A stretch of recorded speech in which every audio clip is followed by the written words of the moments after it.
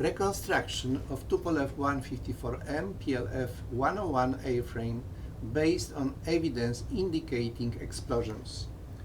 Tomasz Ziemski led the reconstruction group of our commission. The port side, which means the left side of the fuselage of Tupolev 154M Flight 101, was over 90% successfully reconstructed from debris identified from the photographic evidence at the crash site. Starboard, which means the right side of the Tupolev 154M Flight 101, was also over 90% successfully reconstructed from identified debris. The roof side of Tupolev 154M Flight 101 was 66% reconstructed from identified debris. Here we see the reconstruction of the roof structure from identified fragments. The legend explains the meaning of used symbols.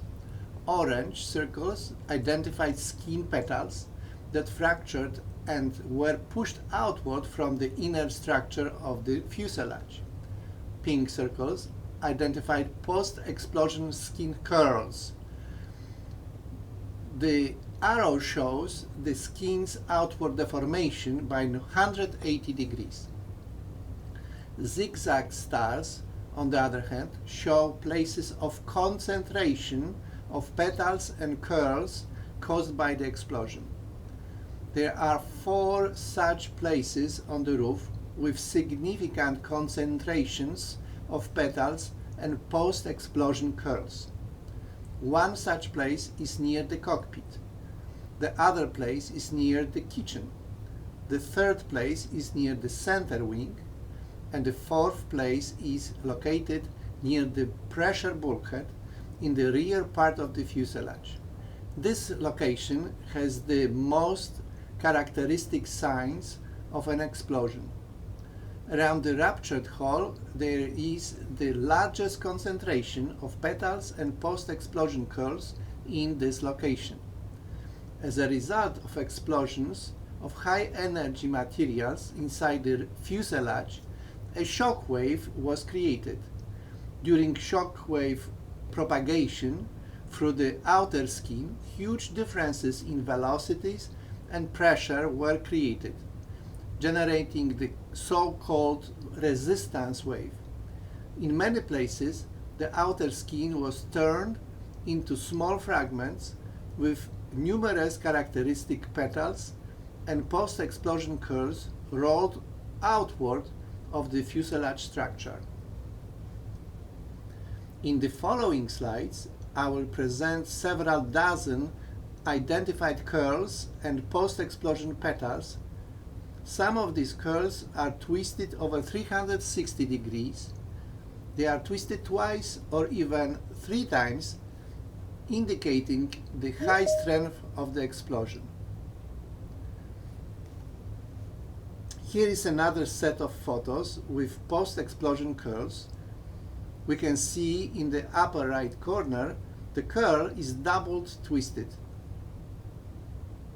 More identified post-explosion curls are shown in the red circles. The following post-explosion deformations were located near the pressure bulkhead. Also, these post-explosive petals were located near the pressure bulkhead.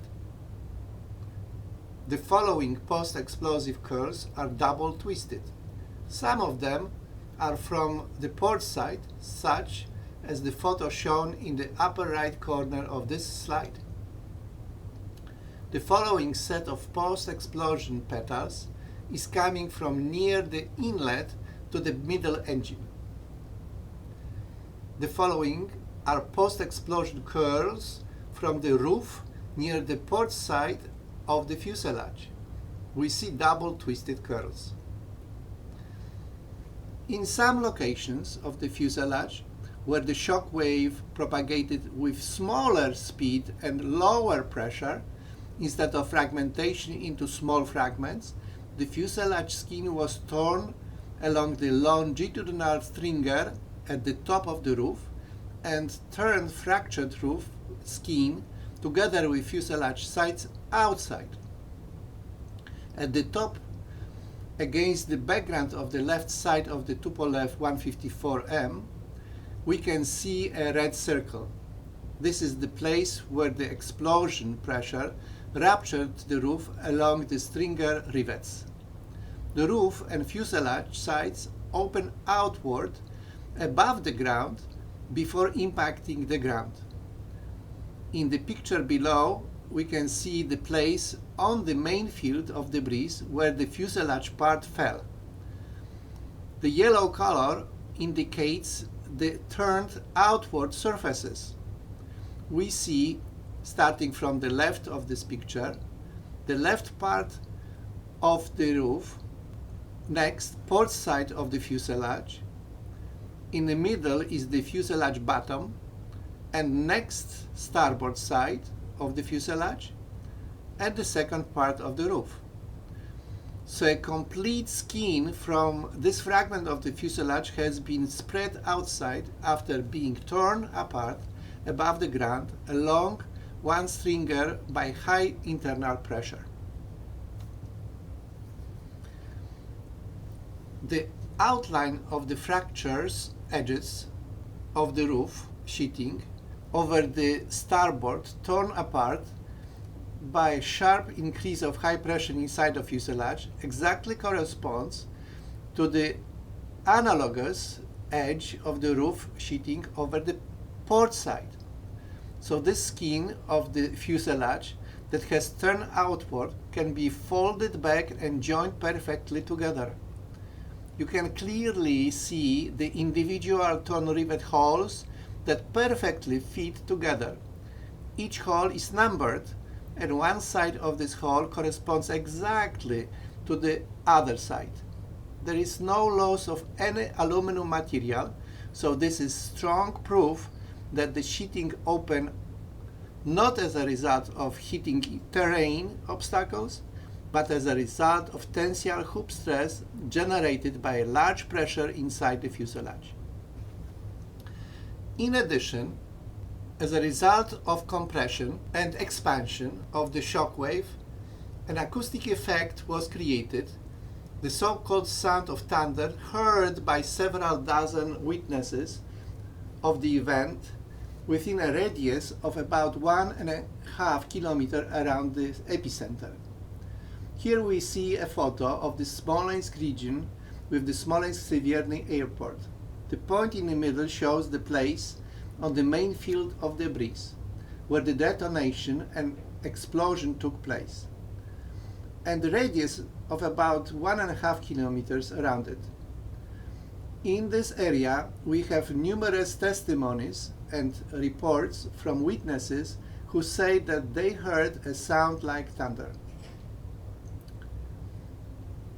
One day after the tragedy, on the evening of April 11, 2010, officers of the Russian Federation used an angle grinder and hydraulic shears to cut off the roof connected to the port side of the fuselage.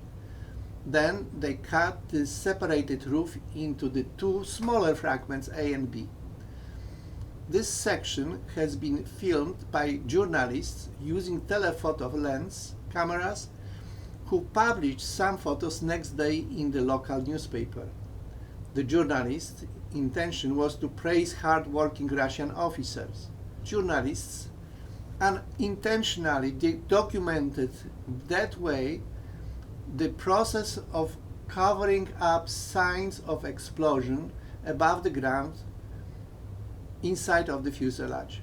Russian officer cut the roof without documenting the purpose of this work or even acknowledging the fact of conducting such cuts. Instead, we find a statement in the official document issued by a Russian expert hired by the Russian prosecutor office to conduct the aerotechnical forensic expertise in connection with the criminal case of the Russian Federation. The statement reads that, I quote, "The upper part of the fuselage has not survived the crash," end quote.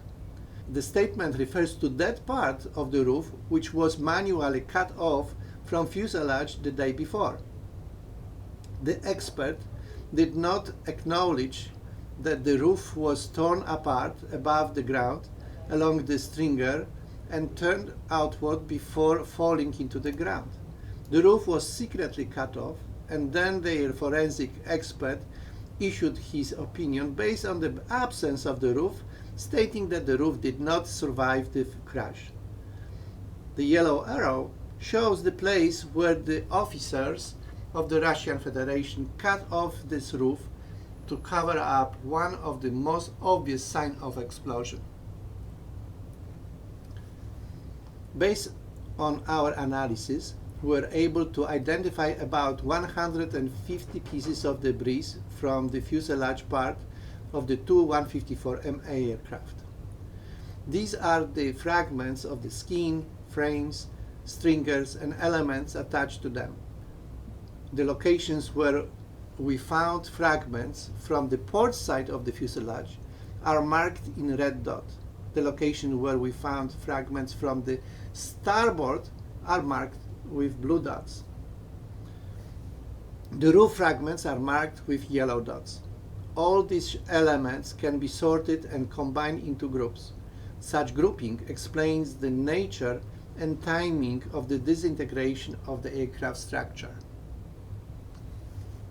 The analysis of the fragment, the formations, ruptured shapes, and their dispersion on the main field of debris indicates that the epicenter of the main explosion was in the left front side of the ballast tank in the center wing. This epicenter is marked with the red circle. Summary. Inside the fuselage, an extensive explosion took place when the airplane was still in the air, causing a shock wave that tore apart the structure of Tu-154M. In places where the shock wave most violently passed through the outer skin, with the estimated speed over 2.5 kilometers per second, some of the fragments formed curls and post-explosion petals deformed in the direction outside the structure. In places where the shock wave passed less violently, the fuselage was torn along the stringer rivets line on the top of the roof, and both sides of the skin opened up and turned outwards in the air before this section of the fuselage fell into the ground. Officers of the Russian Federation quickly started to cover up the signs of an explosion. They cut off the roof from the port side on April 11, 2010. The same night, they also cut the roof into smaller fragments. These actions were not recorded in the protocol of inspection by the investigators of the Russian Federation present at the scene. The original condition of the roof before cutting was not reported in the MAC report. The expert of the Russian prosecutor's office, in the decision on the technical forensic expertise issued in connection with the incident of April 10, 2010, stated that the roof fragment did not survive the crash. This prosecutor's document demonstrates the cover-up activity of the Russian Federation officials. Thank you for your attention.